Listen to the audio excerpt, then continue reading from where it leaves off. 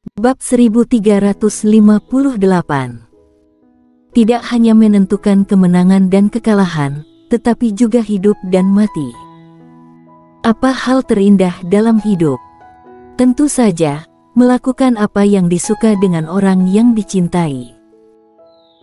Selama beberapa tahun, warrior yang telah berkeliaran, menghabiskan lebih sedikit waktu dengan Clara Xiao dan wanita lain. Jadi saat ini, warrior yang sedikit serakah untuk bersenang-senang.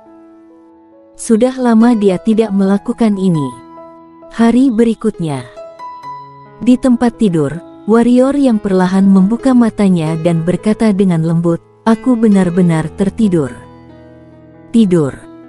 Ini sudah menjadi hal yang sangat umum, tetapi agak asing bagi warrior yang karena tidak tahu sejak kapan. Selain koma, dia tidak pernah tidur. Tidak berani tidur, tidak punya waktu untuk tidur. Baginya, bahkan 1 menit dan 1 detik sangat penting. Beberapa orang mungkin merasa bahwa dia sedikit menyedihkan, dan dia tidak punya waktu untuk tidur sampai dia hidup. Bukankah ini menyedihkan? Tapi warrior yang tidak berpikir demikian. Dia berpikir bahwa pria tidak boleh memilih kenyamanan pada usia ketika mereka harus berjuang. Dia memang tidak bisa berjuang begitu keras dan menjalani kehidupan yang damai dan damai. Beberapa orang mengatakan bahwa orang biasa dapat hidup bahagia, tetapi apakah ini benar? Orang biasa, hari biasa, berkali-kali, memang bahagia, karena orang biasa tidak punya apa-apa untuk dikejar, jadi tentu saja mereka tidak punya masalah. Tetapi lebih sering tidak berdaya, karena ketika kita memiliki target, kamu akan menyadari bahwa kamu tidak memenuhi syarat untuk memiliki apa yang ditargetkan. Jika dia, warrior yang, adalah orang biasa, apakah Sheila King akan menyukainya? Akankah Clara Xiao menyukainya?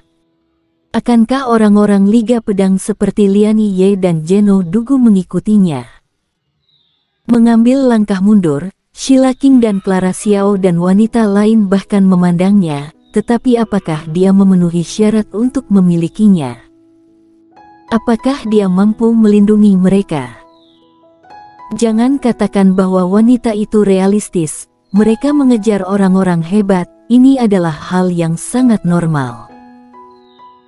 Jika mereka tidak mengejar orang-orang hebat, tetapi mengejar orang-orang biasa yang memiliki sedikit kemampuan, itu akan menjadi tidak normal.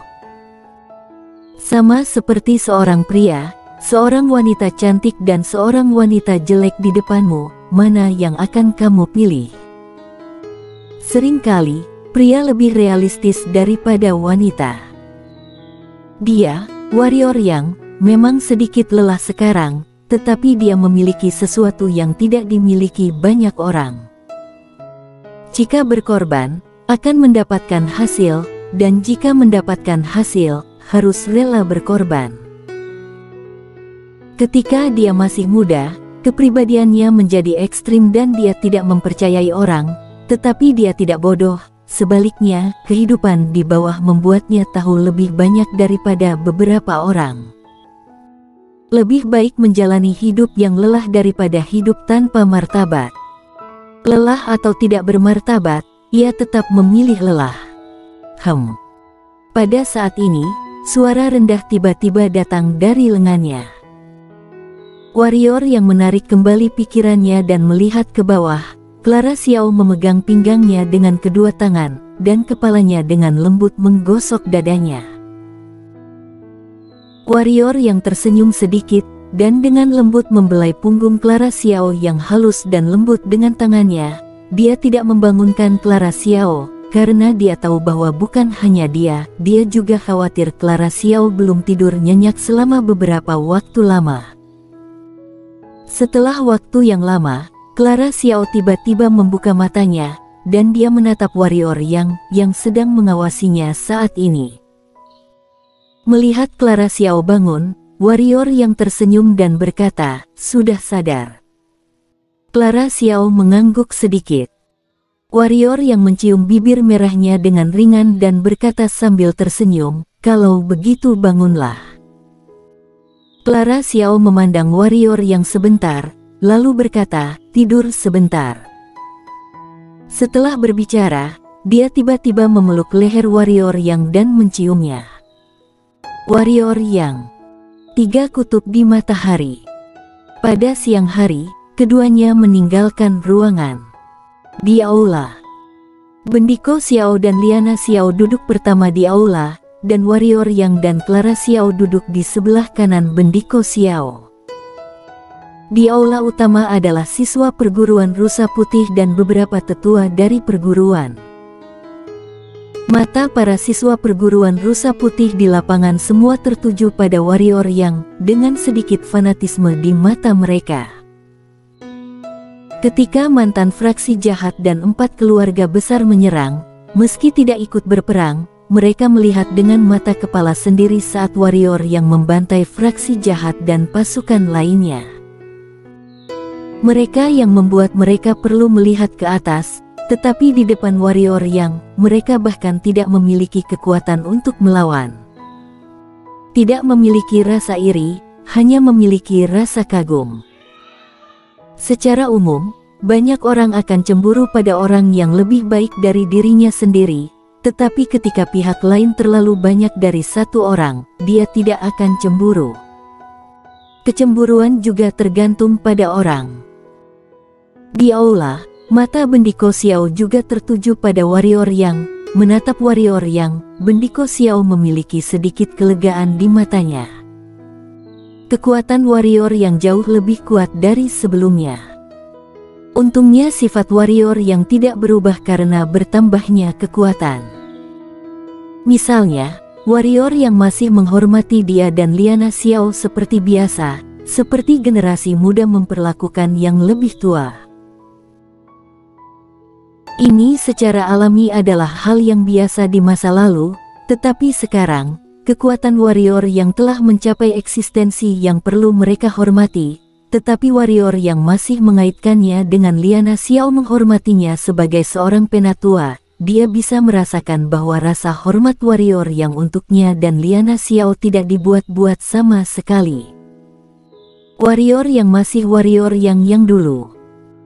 Memulihkan pikirannya, Bendiko Xiao berkata, "Kingsu mengirim surat kembali. Hari ini, orang-orang dari Kingsu sudah berangkat. Sangat cepat," kata warrior yang. Awalnya, dia pikir itu akan memakan waktu beberapa hari. Bagaimanapun, Kingsu memiliki begitu banyak kekuatan dan begitu banyak orang. Jelas bukan tugas yang mudah untuk menangani semuanya dalam waktu singkat. Tapi setelah dipikir-pikir, dia lega, kemampuan Grace Yu tidak kalah dengan Lian Ye. Mereka akan bisa sampai di sini dalam sehari.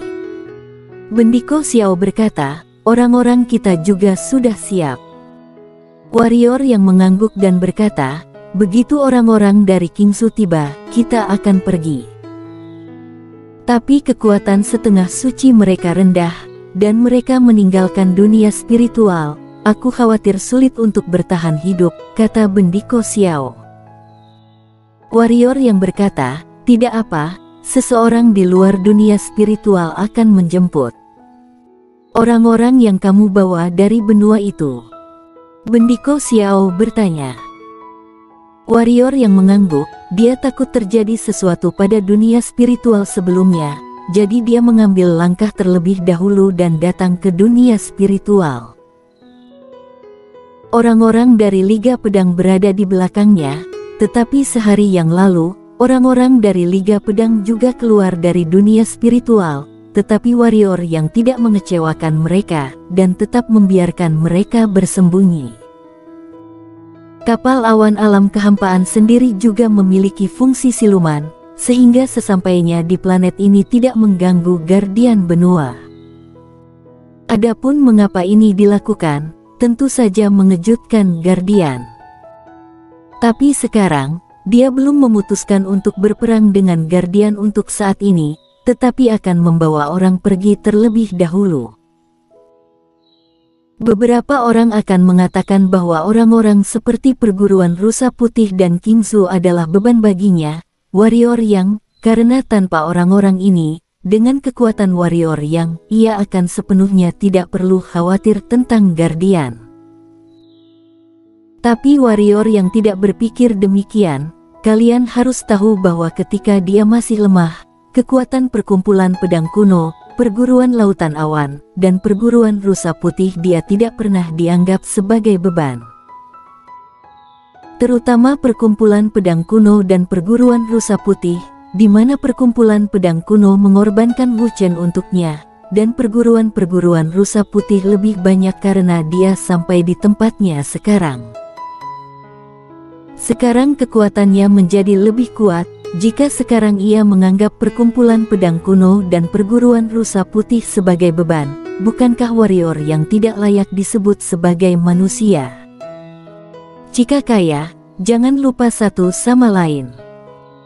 Agak salah bahwa Guardian tidak mengirim siapapun dalam 2 hari terakhir, kata Bendiko Xiao dengan sungguh-sungguh. Ada sesuatu yang salah, kata warrior yang. Bendiko Xiao hendak berbicara ketika Jeffrey Su berjalan ke aula utama. Jeffrey Su sedikit mengangguk kepada warrior yang, lalu menatap Bendiko Xiao. Berkata, pagi ini, semua orang di Sekte Wuzong telah pergi. Ekspresi Bendiko Xiao berubah, apakah itu dimusnahkan? Jeffrey Su menggelengkan kepalanya, tidak, semuanya hilang. Ngomong-ngomong, barusan, seseorang datang ke akademi dan mengatakan bahwa seseorang memintanya untuk mengantarkan sesuatu. Jimat transmisi suara muncul di depan Bendiko Xiao. Bendiko Xiao mengerutkan kening, merenung sejenak, menjentikkan jarinya, dan suara transmisi jimat tiba-tiba meledak, dan pada saat yang sama, sebuah suara muncul di lapangan. Ayo. Suara Joshua Wu. Pergilah. Warrior yang mengerutkan kening, apa maksud Joshua Wu ini? Juga, Hades membiarkannya pergi sebelumnya, apa yang terjadi? Bendiko Xiao dan yang lainnya juga merasa ada yang tidak beres, alis mereka berkerut, dan suasananya agak khusyuk. Pada saat ini, Jeffrey Su berkata lagi, selain Sekte Wuzong, beberapa kekuatan lain tampaknya telah menghilang. Pasukan yang hilang ini, aku memeriksanya dan menyadari bahwa itu tidak biasa. Mungkin sama seperti yang kamu katakan sebelumnya. Seperti Sekte Wuzong, dari dunia lain. Apa yang mungkin akan terjadi pada dunia spiritual ini? Pada saat ini, Bendiko Xiao berkata dengan sungguh-sungguh. Warrior yang mengangguk, dan kemudian berkata, transmisikan suara kepada orang-orang di Kingzu, dan biarkan mereka datang ke sini sesegera mungkin dengan segala cara. Juga, biarkan siswa akademi siap kapan saja, selama orang dari Kingzu, kami akan segera pergi. Tidak peduli apa yang terjadi pada dunia spiritual, selama orang-orangnya pergi, dunia spiritual tidak ada hubungannya dengan dia. Adapun Istana Alam Baka tidak perlu dia khawatirkan sama sekali, dia masih lebih memikirkan dirinya sendiri. Aku akan menanganinya sekarang. Setelah Jeffrey Su selesai berbicara, dia berbalik dan pergi. Bendiko Xiao mengangkat kepalanya dan melihat keluar aula, matanya penuh kesedihan, angin dan hujan akan datang. Warrior yang hendak berbicara, ketika dia mengerutkan kening, lalu memandang Clara Xiao di sampingnya, dan berkata, aku akan keluar sebentar. Clara Xiao melirik warrior yang, lalu mengangguk. Warrior yang sedikit mengangguk kepada Bendiko Xiao, lalu bergerak dan menghilang ke aula. Di luar aula, langit. Di depan warrior yang, adalah Hades. Kenapa kamu belum pergi?